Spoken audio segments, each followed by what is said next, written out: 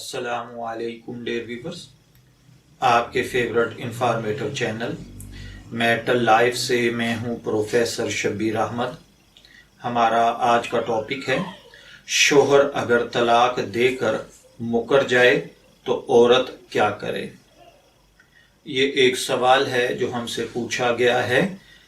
कहते हैं कि मेरी हमशीरा को मेरे बहनोई ने 3 बार तलाक दी, जिस पर हमेशा के लिए हमारी हमशीरा अपने घर आ गईं और वालदैन को तमाम सूरत हाल से आगाह किया। मेरे वालदैन ने जब मेरे बहनोई से मालूम किया तो उन्होंने इनकार कर दिया और कहा मैंने तलाक नहीं दी, जबकि हमशीरा बाजिद है कि मुझे तलाक दे दी है। अब वो हमसे मशवरा मांगते हैं कि इस तलाक का क्या किया जाए।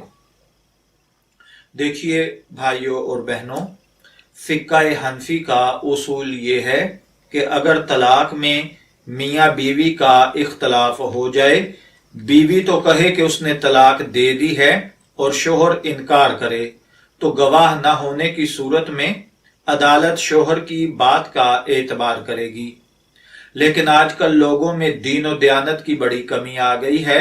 वो तलाक देने के बाद मुकर जाते हैं। इसलिए अगर शोहर दीनदार किस्म का आदमी नहीं है और औरत को यकीन है कि उसने 3 बार तलाक दे दी है, तो औरत के लिए शोहर के घर आबाद होना जायज नहीं है।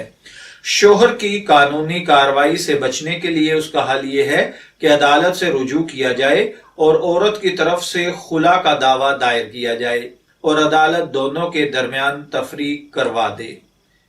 मैं दुआ गो हूं कि अल्लाह ताला हमें ऐसी सिचुएशन से महफूज रखे। इजाजत चाहेंगे, फिर मिलेंगे किसी नए टॉपिक के साथ। तब तक के लिए अल्लाह हाफिज।